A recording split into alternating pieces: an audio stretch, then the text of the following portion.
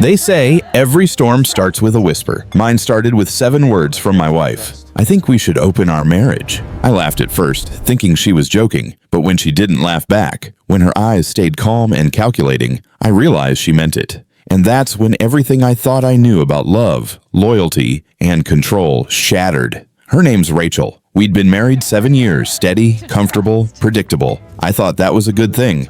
But to her, predictability felt like prison. She was the type who craved excitement, validation, attention. The spotlight never left her for long. She loved to be admired, adored, wanted. I was happy to give her that for as long as I could, but I guess for her, one man's admiration stopped being enough. It started innocently, or at least, she made it sound that way. "It's not about cheating," she said one night over a glass of wine. "It's about freedom, trust, letting each other explore." She said the words like a TED Talk speaker, polished, convincing. I sat there quietly listening, realizing that what she was really saying was, I want someone new, but I don't want to be the bad guy for it. I asked her who had planted the idea. She said it came from a podcast. I later found out it came from her friend Brooke, the same Brooke who used to flirt with every man in sight and called herself emotionally fearless. Brooke and her circle, Amber, Lena, Sophie, and Jade, were fixtures in our lives. They were Rachel's sisterhood, as she called them, but truthfully, they were more like satellites orbiting her ego. When Rachel said she wanted freedom, I agreed. Not because I wanted it, but because I wanted to see who she'd become when she thought she couldn't lose me. So I nodded. "Okay," I said. "Let's open it." Her eyes lit up. She kissed me, whispered, "You'll thank me later." I didn't.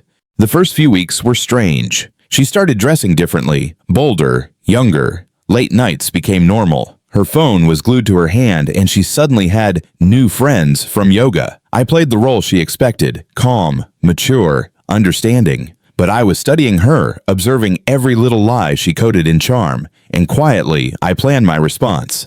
Because here's what Rachel forgot. When you open a marriage, you don't get to control who walks through the door. It started with Amber. She came over one night when Rachel was out with her new friend. I was cooking dinner and Amber said she'd stop by to drop off something for Rachel, but she lingered, poured herself wine, talked. She'd always been loud and confident, but that night she was quiet, almost thoughtful. "You're taking this open thing pretty well," she said. I shrugged. "It's what she wanted." Amber nodded slowly. "And what do you want?" I looked at her, really looked, and said, "To be wanted again." She didn't say a word, just reached across the table and touched my hand. One thing led to another. It wasn't planned. It wasn't even about lust. It was about being seen. And when she left that night, she kissed my cheek and whispered, "Don't tell her. She doesn't deserve to know." Then came Lena, then Sophie, then Jade, and eventually Brooke herself, the one who started it all. All.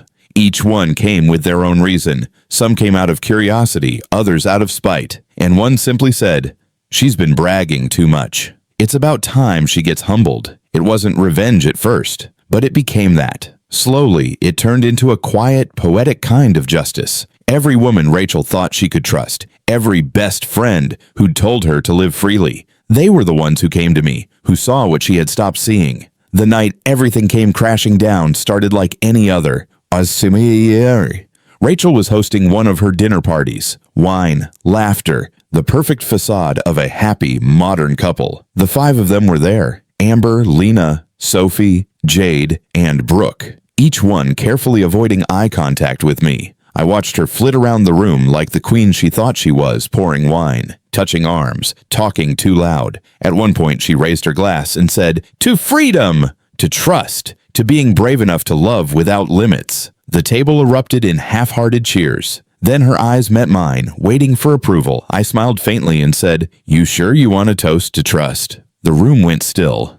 "What's that supposed to mean?" she asked, still smiling, but her voice trembling just a little. I leaned back in my chair. "You wanted an open marriage. You got one. You just didn't ask who I opened it with." The silence that followed was suffocating. "Asfai." Brooke's fork clinked against her plate. Sophie looked down. Amber covered her mouth, and then Rachel's face drained of color. "What are you talking about?" I looked around the table, one face at a time. "You want to tell her, Brooke. Or maybe Amber should." No one moved, no one spoke. Finally, Rachel stood up, her voice breaking. "You're lying." I didn't answer. I didn't have to. The truth was sitting right in front of her, in 5 guilty faces, each one of them realizing that freedom isn't free. She stormed out of the room, slamming the door so hard the glasses rattled. No one followed her. They sat there in silence, heads down, unable to look at me or each other. When I finally stood up, I said, "You told me to open the door."